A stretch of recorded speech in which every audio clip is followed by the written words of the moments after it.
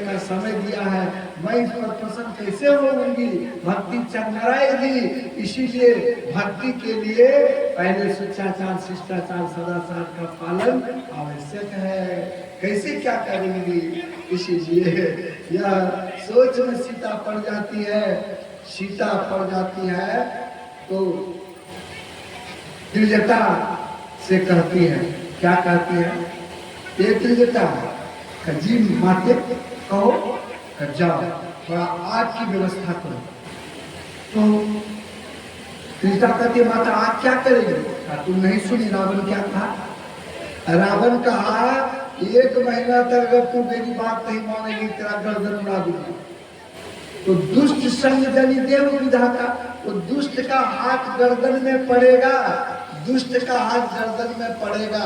उससे अच्छा है कि दुष्ट का हाथ गर्दन में पड़ने से अच्छा है कि मुझे दुष्ट का हाथ पड़ने से अच्छा क्या है कि मैं अपना शरीर महीना से पूर्णे से पहले जलाकर भस्मीभूत कर दूं। तुम आग लाओ, यहाँ पत्ते हैं, सूखे पत्ते लकड़ियां हैं, और मैं जला करके उसी में जलकर भस्मीभूत हो जाऊंगी। तो शरीर रहेगा तो रावण का हाथ हमारे गर्दन में लगेगा। दुष्ट संग जनि देव विधाता, ऐसे दुष्ट के हाथों मारे जाने से अच्छा है अपना जीवन लीला अपने समाप्त कर लो। तो त्रिजटा कहती है माते मेरी बात सुनो, आज रात में स्वप्न देखी हूँ, हमारा सपना कभी झूठ नहीं हो सकता। क्या देखी हो स्वप्न। तो त्रिजटा कहती है माते मैं क्या देखी हूँ आज रात में, एक बंदर लंका आया है। बंदर तो वही है, एक बंदर लंका आया है, तुम्हारा पता लगा लिया है और पूरा सब वाटिका उजाड़ दिया है, लंका जला दिया है। जला करके उसके बाद तुमसे कुछ उपहार लेकर के वो गया है प्रभु के पास। प्रभु यहाँ पर ससैन्य पुल बनाकर समुद्र पार करके आए हैं, रावण सहित सबको मारकर तुमको वापस ले गए हैं। माते मेरा सपना कभी झूठ नहीं हो सकता।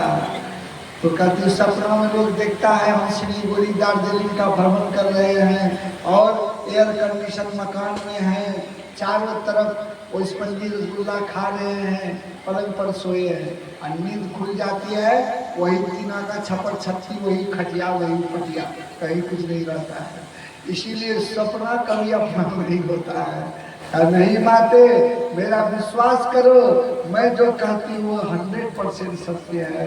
लेकिन सीता को विश्वास नहीं हुआ तो वो सोची कभी माता को क्रोध है, कोई बहाना लगा देती हूँ। कहा माते रात में आग नहीं मिलती है, सुबह ला दूंगी। सोची रात भर इसका क्रोध शांत हो जाएगा तो सुबह में शांत हो जाएगा तो आग नहीं मांगेगी। यह कहकर वो जाने लगी, डांट कर कहती क्या बोली, रात में आग नहीं मिलती है तो चौका चूल्हा कैसे चलता है, दिव्या बर्तन कैसे चलता है, रसोई कैसे चल होता है। वो कहते हैं भाग गई, अब आग ला के देगा कौन।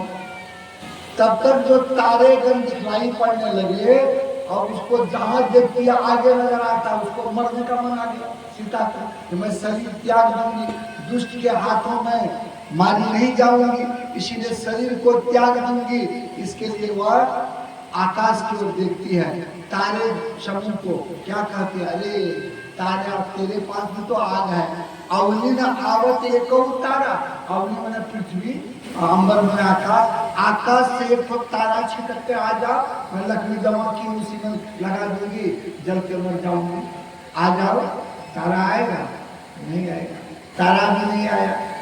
अब जिस पेड़ के नीचे बैठी थी उसका नाम क्या था, अशोक। अशोक का क्या हुआ, जत्र उत्कृष्य शोको न भवति तत्र नाम धेया अशोकः। अशोक जहाँ बैठकर किसी प्रकार का शोक नहीं होता है, इसी को अशोक कहते हैं। ये मारी 2 भूसा कस के पेड़ पर तुम्हारा नाम अशोक कौन रखा, तेरे पेड़ के पास बैठ करके हमको इतना जो शोक क्यों, कौन तुम्हारा नाम अशोक रखा। नहीं, अशोक नाम है, अशोक जहाँ शोक नहीं है। तेरे पास बैठा हूँ और दुनिया भर का मुझे शोक हो रहा है, तेरा नाम अशोक कौन रखा, मार रखी तो हमारे हाथ उसमें गाछ में चोट तो उन्हीं पर लगा। फिर सोचिए बेकार हम खाते ऊपर देखती है तो पीपल का पेड़ में लाल लाल मिर्चाई की तरह बर के गाछ में टूसा होता है। ककरो भूत लागे छे ना, कान में छुआवे छे भूतवा भाग जाए, वो लाल लाल टूसा है, वो लाल देखी मिर्चाई की तरह अशोक के पेड़ में, उसमें भी वो आग देखती है, कहती है अरे बेकारे तुमको मारे, जनी अशोक अंगार, तेरे पास तो आग है। वो टूसा लाल टूसा को सोचती है ये आग है, तेरे जनी अशोक अंगार, तेरे पास तो आग है, उसी को नीचे गिराओ, अब मैं उस आग में जल करके अपना जीवन लीला समाप्त कर दूंगी, रहने योग्य मैं नहीं हूँ।